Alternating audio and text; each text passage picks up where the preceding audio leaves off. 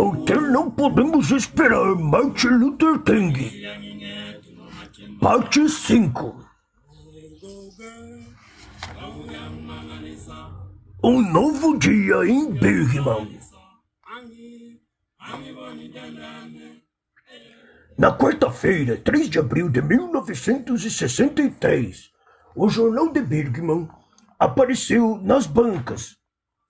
Sua primeira página brilhando trazia um desenho colorido mostrando um sol dourado erguendo-se sobre a cidade. A legenda dizia: um novo dia amanheceu em Birmingham, comemorando a vitória de Albert Botwell nas eleições para prefeito. O brilho dourado da harmonia racial, a manchete sugeria, poderia agora esperado para descer sobre a cidade. Como os eventos iriam mostrar, era fato, um novo dia para Birmingham, mas não porque Botwell havia vencido as eleições.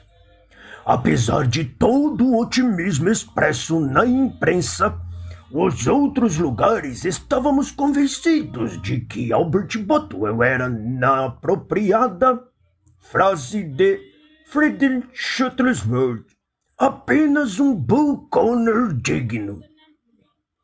Sabíamos que o ex-senador do estado e vice-governador havia sido o principal autor da lei de atribuição de alunos do Alabama e era um defensor consistente das visões segregacionistas.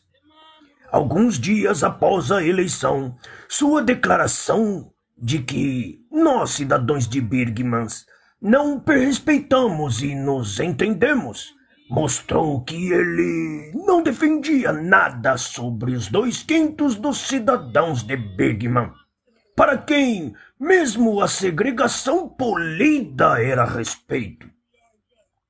Enquanto isso, apesar dos resultados do segundo turno, os comissários da cidade, incluindo Bull Connor, assumiram a postura de que não poderiam ser destituídos legalmente do cargo até 1965. Foram aos tribunais para defender sua posição e recusaram-se a sair dos seus escritórios da prefeitura. Se vencessem no tribunal e o conflito nas leis de Birmingham tornaram isso teoricamente possível, eles permaneceriam no cargo por mais 2 anos. Se perdessem, seus mandatos ainda não expirariam até o dia 15 de abril, o dia depois da Páscoa. Em ambos os casos, estávamos comprometidos a entrar na cidade, em uma cidade que literalmente estava esperando sob 2 governos. Decidimos limitar os esforços para as manifestações nos primeiros dias. Estando preparados para uma longa luta, sentimos que seria melhor começar moderadamente, com um número limitado de prisões em cada dia. Ao racionar nossas energias dessa maneira, ajudaríamos no desenvolvimento e no drama de uma campanha crescente. As primeiras manifestações não foram espetaculares, mas foram bem organizadas. Operando em um cronograma preciso, pequenos grupos mantiveram uma série de manifestações nos balcões de almoço das lojas e departamento e das drogarias do centro da cidade. Quando pediam que os manifestantes saíssem e estes se recusavam, eles eram presos sob o decreto local de transgressão após advertência. Na noite de sexta-feira não houve distúrbios dignos de nota. Evidentemente, nem Bull Connor, nem os comerciantes esperavam que esse começo tranquilo se transformasse em uma operação de grande escala. Após o primeiro dia, realizamos uma reunião em massa. A primeira das 65 reuniões noturnas realizadas em várias igrejas da comunidade negra. Por meio dessas reuniões, conseguimos gerar o poder e a intensidade que finalmente eletrizavam toda a comunidade negra. As reuniões de massa tinham um padrão definido, moldado por um dos melhores ativistas dos movimentos pelos direitos civis, Ralph Abernathy. Como sua combinação única de humor e dedicação, tinha a habilidade de elevar o público às alturas do entusiasmo e mantê-los ali. Quando ele colocava atrás do púlpito, atrarracado e poderoso, com seu redondo caindo facilmente em gargalhadas. Seus ouvintes o amavam e acreditavam nele. Viet Walker, jovem, magro e de óculos, trouxe para nossas reuniões cujos membros já conheciam e admiravam seu dedicado trabalho como organizador de bastidores da campanha, seu espírito energético e incansável. Havia uma adoração especial saída das palavras ardentes do zelo determinado de Fred Shuttlesworth, que tinha provado ao seu povo que não pediria a ninguém para ir onde não estava disposto a liderar. Embora estivesse ocupado com os assuntos que impediram minha participação ativa nas manifestações da primeira semana, eu falava nas reuniões de massa sobre a filosofia da não-violência e os seus métodos todas as noites. Antes desses regulares palestrantes locais apareciam de tempos em tempos para descer as injustiças e humilhações de serem negros em Birmingham, e visitantes ocasionais de outros lugares do país nos traziam mensagens de apoio e boas-vindas. Uma parte importante das reuniões de massa foram as canções de liberdade. De certo modo, elas são a alma do movimento. São mais do que simples encantamento de frases inteligentes projetadas para revigorar a campanha. Elas eram tão antigas quanto a história do negro na América. São adaptações das canções que os escravos cantavam.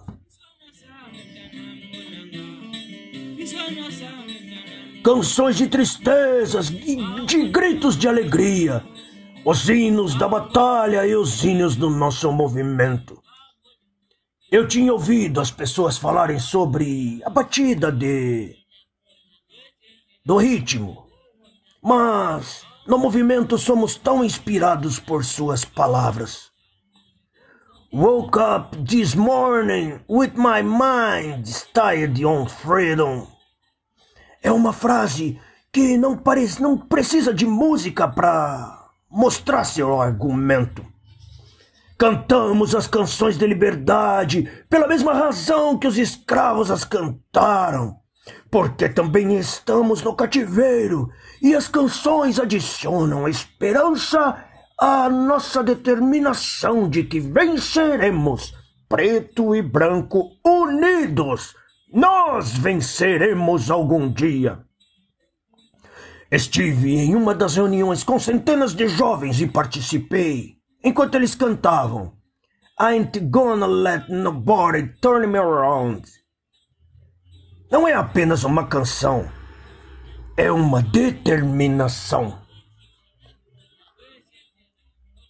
Poucos minutos depois, vi aqueles mesmos jovens se recusarem a fugir do ataque de um cão policial. Recusaram-se a obedecer a um Bull Connor briguento no comando de homens armados com mangueiras potentes. Essas músicas nos unem, nos dão coragem e nos ajudam a marchar juntos. Perto do fim das reuniões de massas, eu, Albertani ou Shuttlesworth estenderia um apelo aos voluntários para que servisse em nosso exército não violento, deixando claro que não enviaríamos ninguém para manifestar que não tivesse convencido a si mesmo e a nós de que poderia aceitar e suportar a violência sem retaliação. Ao mesmo tempo, pedíamos aos voluntários que desistissem de todas as armas possíveis que pudessem ter. Centenas de pessoas responderam a esse apelo. Alguns daqueles que portavam canivetes, facas de escoteiros, todos os tipos de faca. Não as tinham porque queriam usar contra a polícia ou outros agressores, mas porque queriam defender contra os cachorros do Sr. Connor. Nós provamos a ele que não precisávamos de nenhuma arma, nem mesmo uma escova de dente. Provamos que possuíamos a arma mais formidável de todas, a convicção de que estávamos certos. Tínhamos a proteção do nosso conhecimento de que estávamos mais preocupados em realizar nossos objetivos justos do que salvar nossas vidas. Os períodos de convocações nas reuniões de massa, quando pedíamos por voluntários, eram muito semelhantes aos períodos de convite que ocorrem todo domingo de manhã nas igrejas dos negros, quando o pastor faz a chamada àqueles presentes para se juntarem à igreja. Nos anos 1920, 30 e 40, as pessoas se juntaram ao nosso exército. Não hesitamos em chamar nosso movimento de exército, porém, era um exército especial, sem suprimentos, a não ser a sua sinceridade. Sem uniforme, mas com a determinação, nenhum arsenal a não ser a sua fé, nenhum poder a não ser a sua consciência. Era um exército que se movia, mas não maltratava. Era um exército que iria cantar, mas não massacrar. Era um exército que flanqueava, mas não vacilava. Era um exército para atacar os bastiões de ódio, sitiar as fortalezas da segregação, para cercar os símbolos da discriminação. Era um exército cuja finalidade era Deus e cuja estratégia e inteligência eram os ditames eloquentes, simples, da consciência. Enquanto as reuniões continuavam e a batalha pela alma de Birmingham acelerava, chamando a atenção do mundo, as reuniões ficavam mais lotadas e os voluntários eram mais numerosos. Homens, mulheres e crianças se aproximaram para apertar as mãos e então dirigiam-se para a parte de trás da igreja, onde o comitê de treinamento de liderança marcou um encontro com eles, para irem ao nosso escritório no dia seguinte, fazer a triagem e um treinamento intensivo. O foco dessas sessões de treinamento foram as encenações destinadas a preparar os manifestantes para algum dos desafios que poderiam esperar enfrentar. A linguagem dura e o abuso físico da polícia e dos guardiões autonomeados da lei foram francamente apresentados, juntamente com o credo não violento em ação, resistir sem amargura, ser amaldiçoado e não replicar, ser espancado e não bater de volta. Os membros da equipe da SCLC que conduziram essas sessões desempenharam seu papel com a convicção nascida da experiência. Eles incluíam o reverendo James Lawson, expulso da faculdade Vanderbilt há alguns anos por seu trabalho militante pelos direitos dos civis, e um dos principais expoentes do credo não violento do país. O reverendo James Bevel, que era já um líder experiente em Nashville, Greenwood e outros lugares. Sua esposa, Diane Nash Bevel, que como um estudante em Fisk, havia se tornado um dos principais símbolos do impulso dos jovens negros em direção à liberdade. O reverendo Bernard Lee, cuja dedicação aos direitos civis datava de sua liderança no movimento estudantil da Faculdade Estadual do Alabama. O reverendo Andy Young, nosso diretor de programas competente e dedicado. Dorothy Cotton, diretora de nosso programa de educação para a cidadania, que também trouxe seu talento rico para a música ao coração do movimento.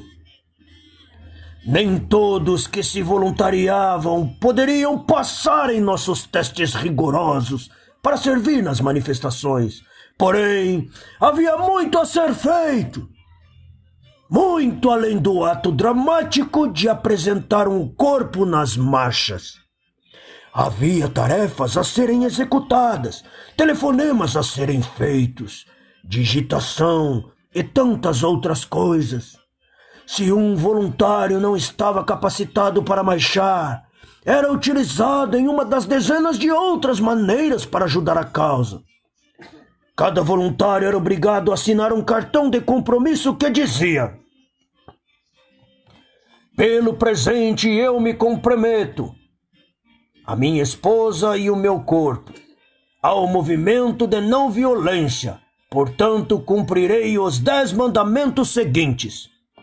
Primeiro, meditar diariamente nos ensinamentos e na vida de Jesus.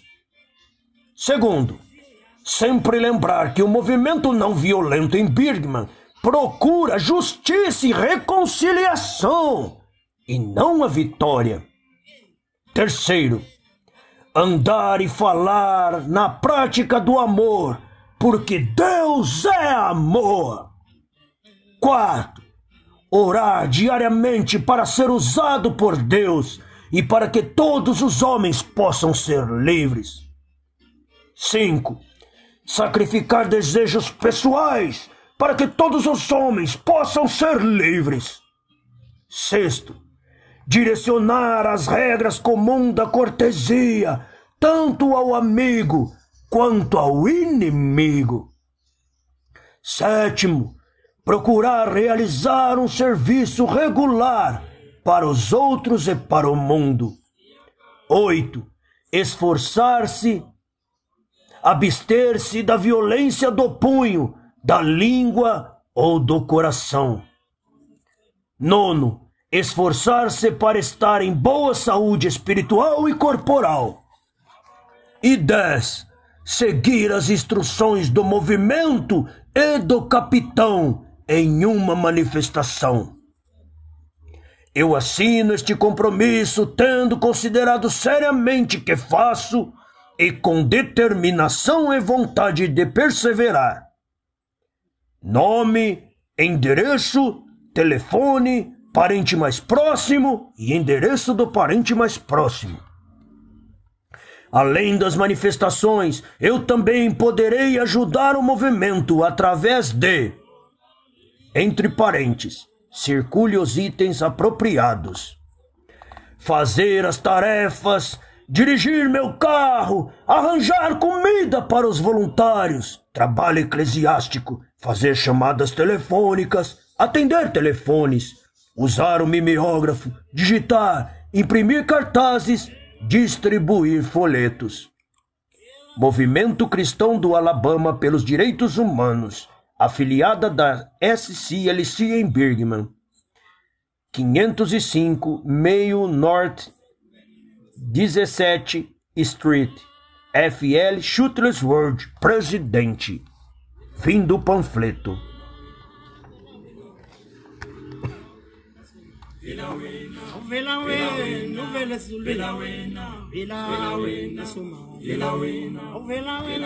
Eu tinha planejado me submeter à prisão 2 ou 3 dias após o anúncio das nossas manifestações. Não demorei muito tempo depois de voltar a Birgman, contudo, para reconhecer a existência de um problema, o qual tornou imprudente e impraticável que eu fosse para a cadeia antes de algo tivesse sido feito para resolvê-lo. Fomos forçados a mudar nosso calendário 2 vezes. Tivemos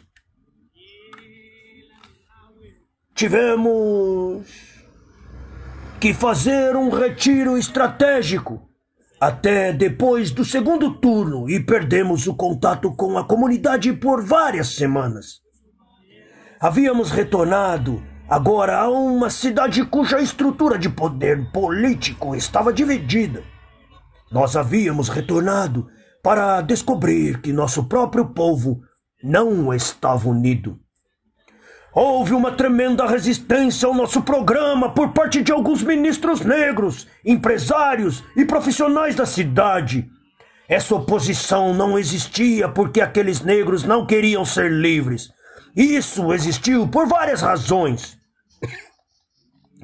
O negro em Birgman, como o negro em outras partes da nação, havia sofrido uma hábil lavagem cerebral, a ponto de ter aceitado a teoria do homem branco de que, como um negro, ele era inferior. Ele queria acreditar que era igual ao homem branco, mas não sabia por onde começar ou como resistir às influências e o condicionamento que o seguiram, a linha de menor resistência. E seguiram as visões do homem branco. Ele sabia que havia exceções à avaliação do homem branco. Um Ralph Bunche, um Jack Robinson, uma Marian Anderson. Mas, para o negro em Birgman e na nação, a exceção não se provou a regra. Outra consideração também tinha afetado o pensamento de algum dos líderes negros em Birgman. Era a sensação muito difundida de que nossa ação era inoportuna e que deveríamos ter dado uma chance a um novo governo de Bothwell. O procurador-geral Robert Kennedy foi um dos primeiros a expressar sua crítica. O Washington Post, que cobriu nossas manifestações desde o primeiro dia em Birgman, atacou o nosso timing editorialmente. De fato, praticamente toda a cobertura da imprensa nacional, a princípio, havia sido negativa, retratando-nos como cabeças quentes, irresponsáveis, que haviam mergulhado em uma situação apenas quando Birgman estava se preparando para mudar durante a noite para o paraíso. O súbito surgimento do nosso protesto pareceu mostrar que nossa visão era errada. Durante o boicote do ônibus em Montgomery e na campanha de Albany, na Geórgia, tivemos a vantagem de uma imprensa nacional empática e compreensiva desde o início. Em Birgman não tivemos. É terrivelmente difícil travar uma batalha sem o apoio moral da imprensa nacional para neutralizar a hostilidade dos editores locais. A palavra timing ruim vieram a ser fantasmas, assombrando os nossos movimentos em Birgman. No entanto, as pessoas que usavam esse argumento eram ignorantes em relação ao passado do nosso planejamento. Eles não sabiam que havíamos adiado nossa campanha 2 vezes. Não sabiam a razão de atacar a tempo para afetar as compras da Páscoa. Acima de tudo, não perceberam que era ridículo falar em timing quando o relógio da história mostrou que o negro já havia sofrido 100 anos de atraso. Não só muitos dos líderes negros foram afetados pela posição do governo, mas estavam satisfazendo a si mesmos com um falso otimismo sobre o que aconteceria com Bigman sob as novas administrações. A situação havia sido crítica por tantos anos que, suponho, essas pessoas achavam que qualquer mudança representava um passo gigantesco em direção ao bem. Muitos realmente acreditavam que, uma vez que a influência de Bull Connor tivesse desvanecido, tudo iria ficar bem. Outra razão para a oposição dentro da comunidade negra foi o ressentimento por parte de alguns grupos e líderes, porque não os havíamos mantido informado sobre a data que planejamos começar ou a estratégia que iríamos adotar. Eles sentiram que estavam sendo atraídos para algo que não tinham participação da organização. Eles não perceberam que, devido à situação política local, havíamos sido forçados a manter nossos planos em segredo. Estávamos procurando fazer uma grande mudança social, que só poderia ser alcançada através de um esforço unificado. Contudo, nossa comunidade estava dividida. Nossos objetivos nunca poderiam ser alcançados em tal atmosfera. Foi decidido que conduziríamos um furacão de campanhas de reuniões com organizações e líderes da comunidade negra para procurar mobilizar todas as pessoas-chaves e grupos por trás do movimento. Juntamente com os membros da minha equipe, comecei a me dirigir a numerosos grupos, representando uma seção transversal do nosso povo em Bigman. Falei com 125 empresários e profissionais em uma reunião convocada no prédio Gaston. Conversei com 200 pastores em uma reunião. Encontrei-me com muitos grupos menores durante um calendário agitado de uma semana. Na maioria dos casos, quando eu entrava, a atmosfera era tensa e fria, e estava ciente de que havia muito trabalho a ser feito. Fui imediatamente ao assunto, explicando aos empresários e profissionais por que tínhamos sido forçados a prosseguir sem avisá-los da data antecipadamente. Lidei com o argumento do tempo. Aos pastores, enfatizei a necessidade de um evangelho social para suplementar o evangelho da salvação individual. Sugeri que apenas uma religião, seca como poeira, leva um ministro a exaltar as glórias do céu enquanto ignora as condições sociais que causam aos homens um inferno terrestre. Implorei pela projeção da liderança do pastor negro firme e forte, apontando que ele é mais livre, mais independente do que qualquer outra pessoa na comunidade. Perguntei como o negro poderia ganhar sua liberdade sem a orientação, o apoio e a inspiração de seus líderes espirituais. Desafiei aqueles que tinham sido persuadidos de que eu era um intruso.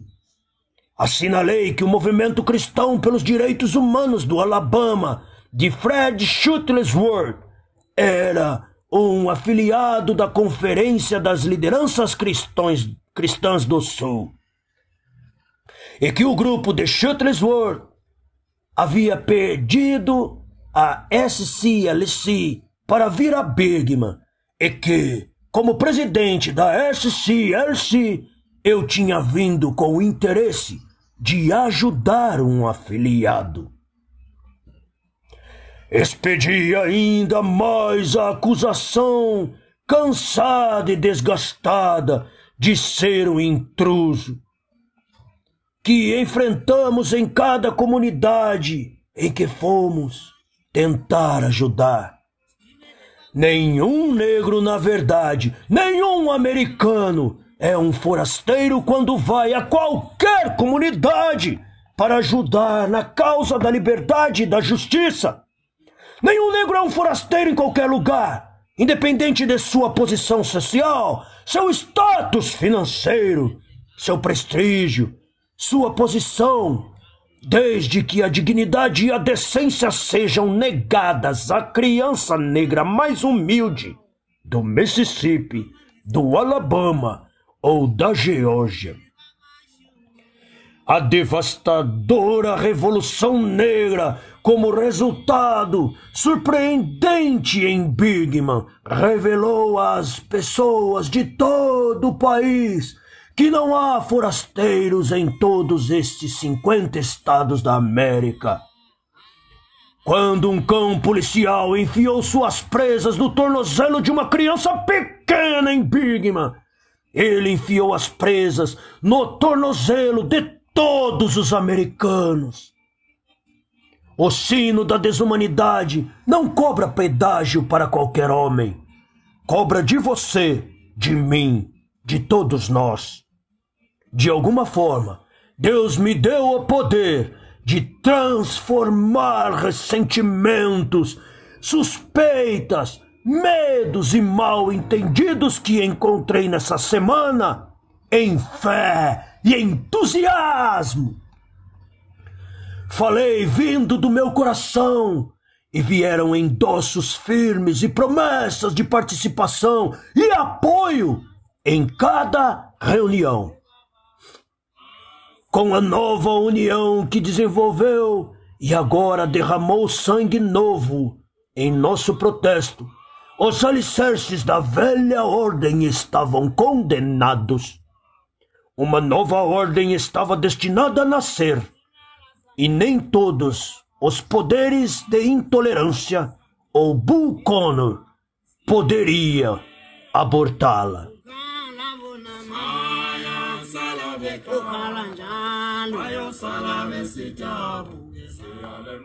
No final dos 3 primeiros dias de manifestações, nos balcões de almoço, haviam ocorrido 35 prisões. No sábado, dia 6 de abril, começamos a próxima etapa em nossa cruzada com uma passeata até a prefeitura. Cuidadosamente selecionadas e escondidas, as primeiras ondas de manifestantes se comportaram exatamente como haviam sido treinadas para fazer. Elas marcharam em filas ordenadas, em pares, sem faixas ou bandas cantando. Quando chegaram a um ponto, a 3 quarteirões de seu objetivo, onde oficiais de Bull Connor apareceram, ficaram em silêncio, enquanto seus líderes se recusavam polidamente, mas de forma firme, a obedecer às ordens de dispersão dadas por Connor. Em seguida, 42 pessoas foram presas por marcharem sem permissão. Elas foram escoltadas com incrível delicadeza nas vans policiais e permitiram por sua vez ser guiadas sem resistir, cantando canções de liberdade no caminho para a prisão. As calçadas estavam cheias de negros animados, cantando, aplaudindo vigorosamente seus heróis presos. Porque isso é exatamente o que eram aos olhos dos seus vizinhos amigos. Algo estava acontecendo com o negro na cidade, assim como algo revolucionário estava ocorrendo na mente, no coração e na alma dos negros em toda a América. A partir de então, as manifestações diárias ficaram mais fortes. Nossos boicotes aos americanos no centro estavam se mostrando incrivelmente eficazes. Alguns dias após a Páscoa, uma verificação cuidadosa mostrou que menos de 20 negros entraram em todas as lojas no centro da cidade. Enquanto isso, com o número de voluntários crescendo diariamente, fomos capazes de lançar campanhas contra uma variedade de objetivos. manifestações ajoelhando nas igrejas, na biblioteca, marcha até o edifício do condado para marcar a abertura de uma campanha de unidade de registros de eleitores. E o tempo todo os presídios estavam se enchendo, lenta, mas constantemente. Moradores de ambas as raças residentes em Birmingham ficaram surpresos com a contenção dos homens de Connor no início da campanha. É verdade que os cães policiais e os cacetetes fizeram sua estreia no domingo de Ramos, mas o aparecimento deles naquele dia foi breve e desapareceram rapidamente. O que os observadores provavelmente não perceberam foi que o comissário estava tentando tirar uma página do livro do chefe de polícia Laurier Pritchett, de Albany. O chefe Pritchett achava que, ao ordenar que sua polícia não fosse violenta, ele havia descoberto um novo modo de derrotar as manifestações. O Sr. Connor, conforme se transcorreu, não iria aderir à não-violência por muito tempo. Os cachorros estavam latindo nos canis, não muito longe, e as mangueiras foram preparadas. Porém, essa é outra parte da história. Uma segunda razão pela qual Bull Connor se distanciou no começo foi a crença em ter encontrado uma saída. Isso ficou evidente no dia 10 de abril, quando a prefeitura obteve uma liminar que nos ordenou cessar nossas atividades, até que nossos direitos de manifestação fossem discutidos no tribunal. A hora havia chegado para contrapormos suas manobras. Manobra legal, com uma estratégia própria. 2 dias depois, fizemos uma coisa audaciosa, algo que nunca havíamos feito em outra cruzada. Nós desobedecemos a ordem judicial. Não demos esse passo radical sem consideração prolongada e oração. A desobediência civil planejada e deliberada já havia sido discutida na reunião no apartamento de Harry Belafonte, em março. Ali consultamos alguns de nossos amigos mais próximos do movimento. Decidimos que, se fosse emitida uma liminar para impedir nossos manifestantes, seria nosso dever violá-la. Para alguns, isso soara contraditório e moralmente indefensável. Nós que lutamos pela justiça e que nos opomos àqueles que não honram a lei da Suprema Corte e as decisões das agências federais, estávamos dizendo abertamente que iríamos violar uma ordem judicial. No entanto, sentimos que haviam razões persuasivas para nossa posição. Quando a decisão sobre a dessegregação escolar foi proferida pela Suprema Corte, os principais líderes segregacionistas prometeram frustrá-la, invocando um século de litígios. Havia mais significado nessa ameaça do que muitos americanos imaginaram. O método de liminar agora tinha se tornado o principal instrumento do Sul para bloquear a ação direta dos direitos civis e impedir os cidadãos negros e seus aliados brancos de se engajarem em assembleias pacíficas. Um direito garantido pela primeira emenda. Você inicia uma manifestação não violenta. A estrutura de poder assegura uma liminar contra você. Pode levar 2 ou 3 anos antes que qualquer disposição do caso seja feita. Os tribunais do Alabama são notórios pelos casos de manifestações dessa natureza. E tem sido uma maneira pseudo-legal e maliciosamente eficaz de derrubar um protesto moral legítimo. Havíamos antecipado que esse procedimento seria usado em Birmingham. Ele havia sido invocado em Montgomery para proibir nossas caronas durante o boicote dos ônibus. Ele havia destruído o movimento de protestos em Talladega, do Alabama. Ele havia bombardeado nossos esforços em Albany, na Geórgia. Ele havia expulsado a NAACP do estado do Alabama. Decidimos, portanto, sabendo bem mais quais seriam as consequências e preparados para aceitá-las, que não tínhamos escolha a não ser violar tal liminar. Quando a liminar foi emitida em Birmingham, nossa recusa em obedecer confundiu nossos oponentes, que não sabiam o que fazer.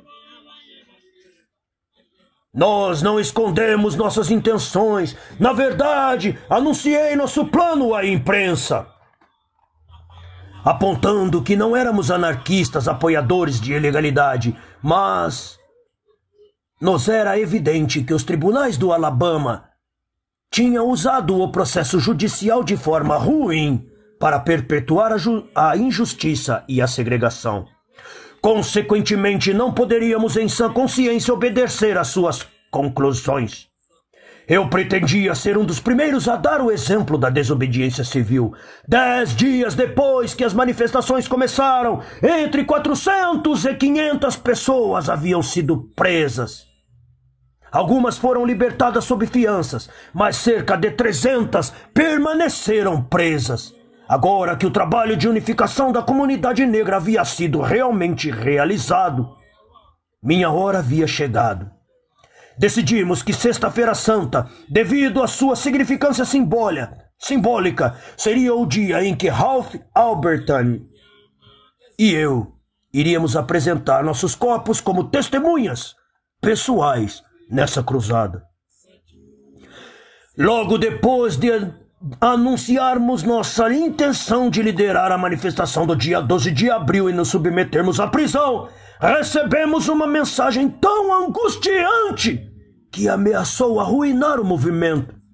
Na madrugada de quinta-feira à noite, a pessoa que havia fornecido fiança para os manifestantes nos informou que não poderia continuar, pois receberam uma notificação de que seus ativos financeiros eram insuficientes. Obviamente, esse foi outro movimento da participação da cidade para prejudicar nossa causa. Foi um golpe sério. Nós havíamos usado todo o dinheiro que tínhamos disponíveis para a fiança. Nosso povo, por quem tínhamos uma responsabilidade moral, estava na cadeia. Outros 50 estavam prontos para ir com Ralph e eu. Este seria o maior grupo isolado a ser preso até o momento. Sem condições para fiança, como poderíamos garantir a eventual libertação? Na Sexta-feira Santa, de manhã cedo, sentei-me no quarto 30 do Motel Gaston, discutindo essa crise com 24 pessoas-chave. Enquanto conversávamos, uma sensação de desgraça começou a invadir a sala. Olhei ao redor e vi que pela primeira vez nossos líderes estavam mais dedicados e devotados. Ficaram sobrecarregados por um sentimento de desesperança. Ninguém sabia o que dizer, porque ninguém sabia o que fazer. Finalmente alguém falou, e enquanto falava, pude ver que estava dando voz ao que estava na mente de todos. Martin, ele disse, isto significa que você não pode ir para a cadeia. Precisamos de muito dinheiro e precisamos de você agora. Você é o único que tem os contatos para conseguir isso. Se for preso, estamos perdidos. A batalha de Birmingham está perdida. Sentei-me ali, consciente dos 24 pares de olhos. Pensei nas pessoas que estavam na cadeia. Pensei nos negros de Birmingham já ocupando as ruas da cidade, esperando para me ver colocar em prática o que eu havia pregado apaixonadamente. Como meu fracasso em submeter-me à prisão agora poderia ser explicado à comunidade local?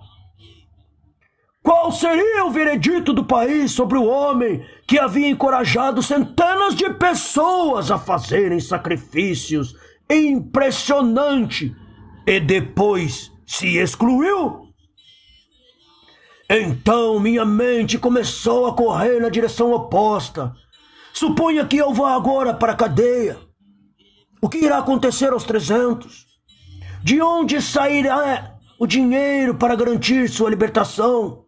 O que aconteceria com a nossa campanha?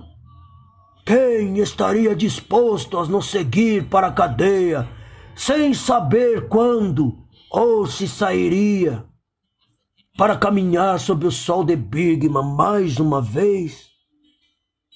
Sentei-me no meio do silêncio mais profundo que já senti, com 2 dúzias de pessoas no quarto.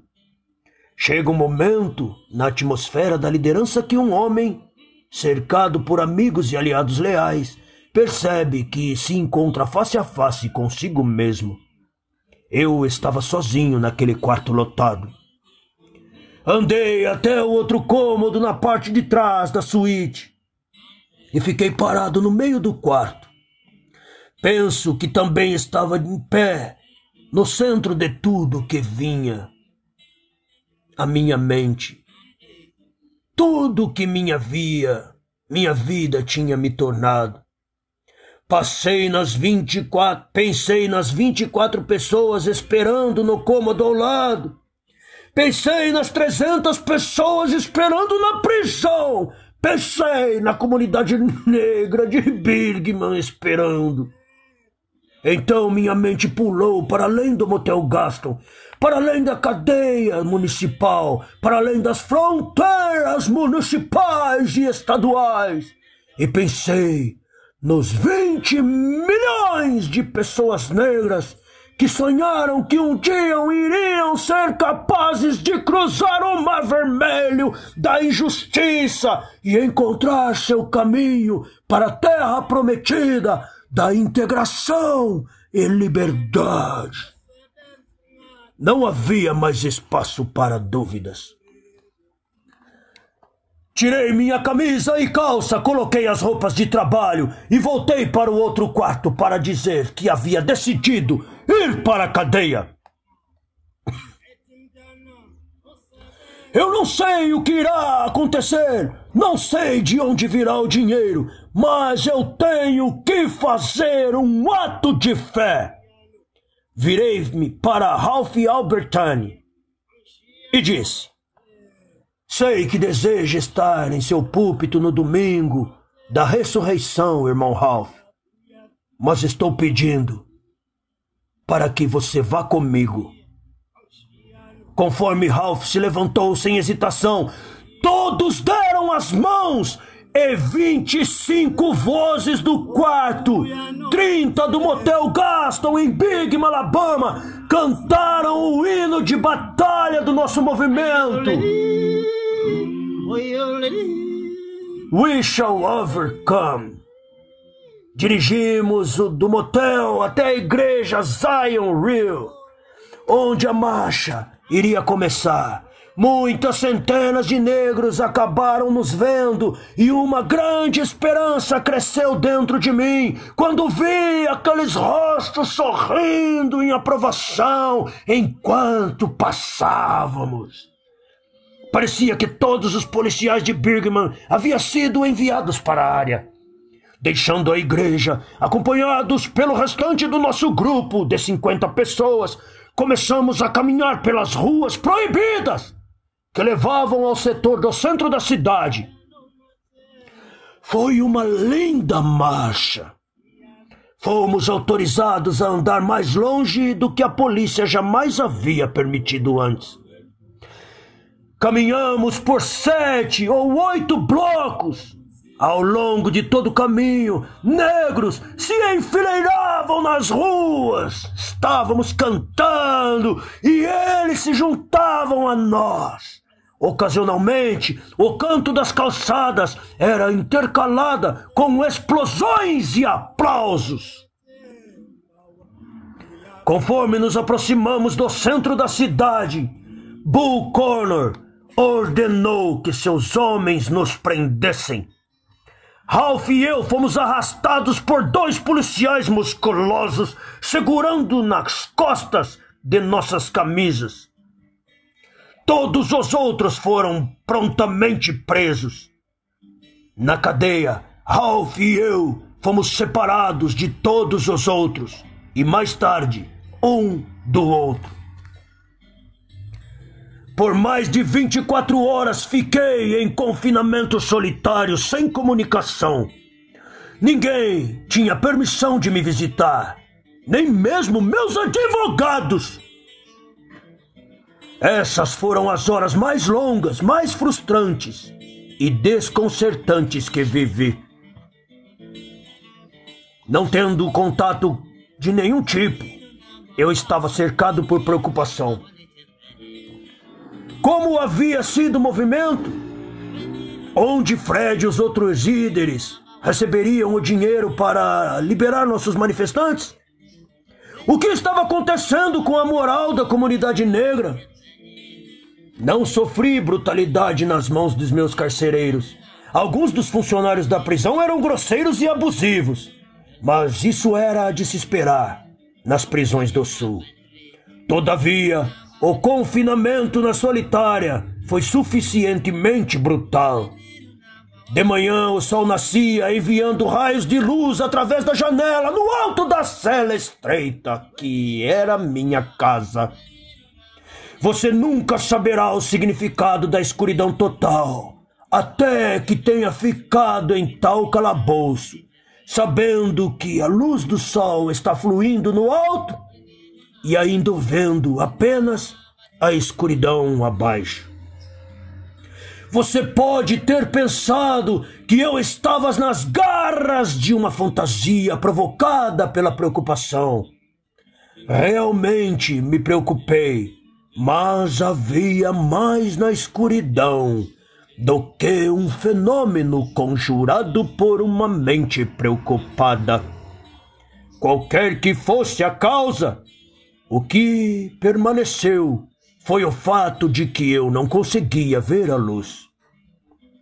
Quando deixei minha casa em Atlanta alguns dias antes, minha esposa, Coretta, havia acabado de dar à luz a nosso 4º filho.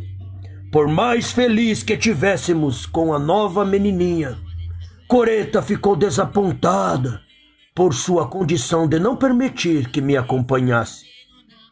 Ela havia sido a minha força e inspiração durante o terror de Montgomery.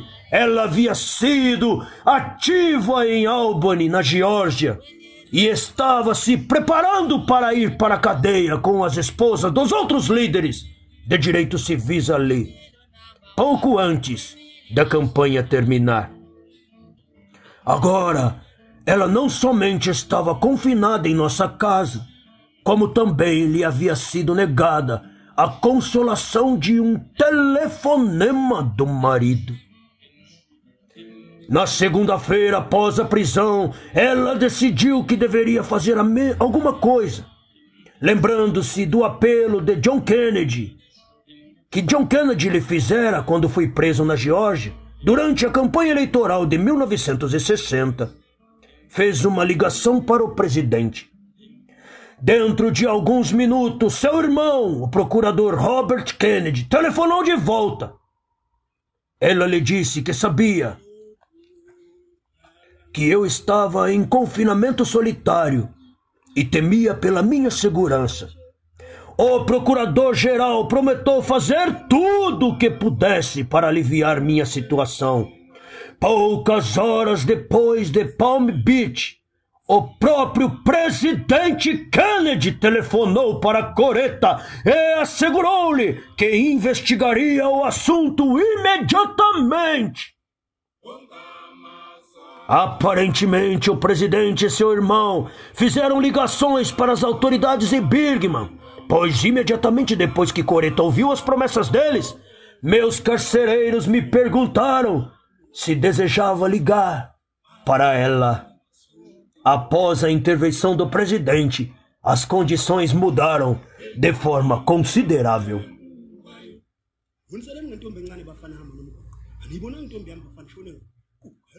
Enquanto isso, na tarde de domingo da Páscoa, 2 de nossos advogados puderam me visitar.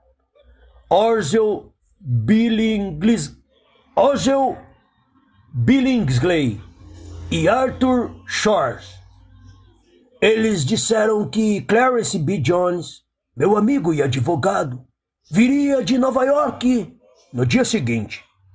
Quando saíram, nenhuma das perguntas me atormentavam, havia sido respondida.